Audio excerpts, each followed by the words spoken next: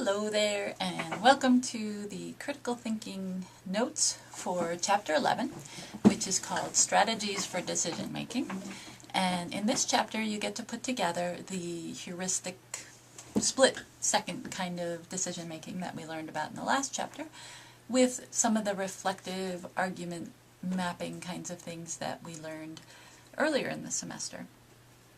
And think about our decision making process on issues trivial versus really big ones in our lives. And your final writing assignment of the semester is going to be a paper in which you go through a several-step process in trying to make a decision that is important to you in your personal life. Should I ask so-and-so to marry me? Should I move to California? Any one of these questions that where should I transfer to? Should I stay in school? Should I take this job? Should I buy this car? Those kinds of decisions. We're going to try to apply some of these decision-making heuristics and argument-making and analysis skills that we have been learning this semester. So when you go to choose your which exercises in the chapter you want to do to post on the discussion page, if you want, you can choose the ones that have you making a decision or looking back on a past decision. The paper that you'll do at the end of the semester will be a little bit more involved than that, but it can give you some practice. Or you can do something else and save those ideas till the end of the semester. But this chapter is meant to have real life significance. And so as you read it, be thinking about how this stuff applies to your real life. One of the big concepts in this chapter is called dominant structuring. And boy, as I was reading about that, I kept thinking of Todd Willingham and the case against him. I mean, if you think about the original fire chief who decided that it was arson, nothing would convince him that it was not arson. You could bring forth all the scientific evidence in the world to convince him that it was not arson, but he will still be convinced that it was arson. And this is actually something that a reading we're going to do a couple of weeks from now speaks to, about who are the people who are able to be swayed by logical reasoning. And I think that gentleman was not one of them. But anyway, so he was dominant structured on the idea that it was arson. And then we had, everybody in the story had their locked in perception of what had happened. The bartender said he's a bad man. Of course he did this. He's a wife beater. Of course he can commit arson and kill his children. And so that kind of dominance structuring just makes it so that we cannot be good critical thinkers, because if we're already set on an answer, then there's no way we can open our minds to try to come up with a different possibility. And some questions that I sort of thought about when I was thinking about this is, there are a lot of situations in real life when people get in trouble because of dominance structuring. For example, it can lead to people losing their lives, just like in Todd Willingham's case, or even, greater cases, such as the Holocaust. I mean, there was dominance structuring on both sides. There were the Germans who decided that, their leader, Adolf Hitler, was right, even if they had some misgivings about some of his methods or whatever, he was right, and they were going to follow him no matter what. And so that was on one side of the issue, but the Jews themselves had some dominant structuring going on. And I think about this a lot as a Jew myself, because as a secular Jew, I identify myself as Jewish. I don't, I don't care. Who knows that I'm Jewish?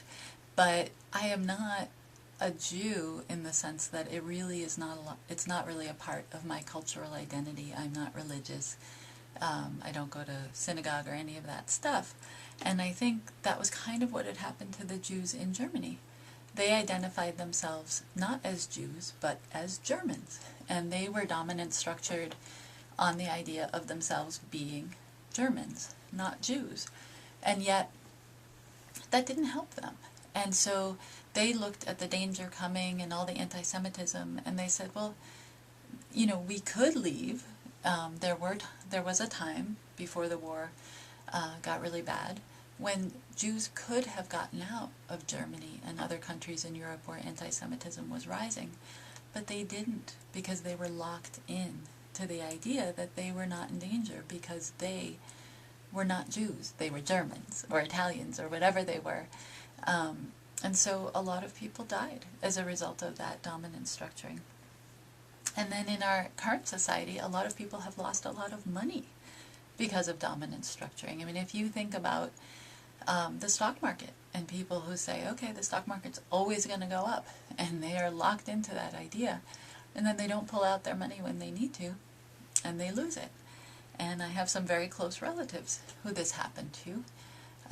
They had put all their money into a big house and in the stock market, and they were retired for many years, and they ended up losing quite a bit of money and not being able to sell the house and having to go back to work. And it was because they were locked into this idea that the house values were going to keep going up, stock values were going to keep going up, and they didn't. And so reality kind of got in the way of that dominant structuring. On page 220, the text starts to talk about how do we use critical thinking to short-circuit the negative aspects of dominant structuring. And one way is to set your decision-critical attributes before you even start the decision-making process.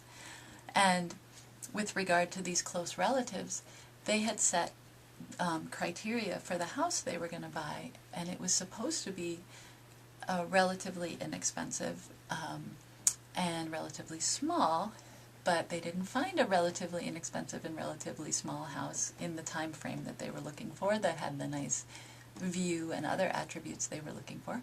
So they ended up buying too big and too expensive of a house, which also contributed to the issues they fell into. At the same, there are other situations in which these decision-critical attributes are important. For example, when you're hiring somebody. I have been on many hiring committees, and in order to do the process right, you have to set up criteria before you even see a single resume. Because if you haven't done that, then it's really tempting once you see a resume that you like or you dislike to manipulate the criteria to either favor or disfavor one of those candidates. And recently I was on a search committee for the school superintendent of Saranac Lake.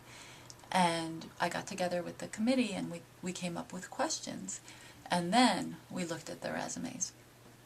And when I looked at the resumes, I saw that there was one that I would have wanted to disqualify right away, but I couldn't because of our criteria. And so when we got into the interviews and we asked him some of the questions, it was like, oh, he actually had some good answers, even though his resume wasn't what I would have hoped it would be. And because of the questions, which were the same for every single candidate, I was able to give him a much fairer evaluation than I would have otherwise, because I was judging him on the same criteria as all the other candidates. So, once again, this chapter helps us to think about our thinking in order to improve our thinking. Good old Richard Paul again. And I think if we can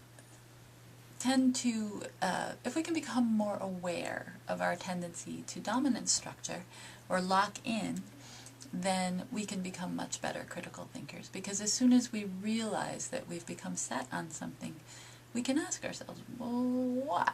Are there any other alternatives?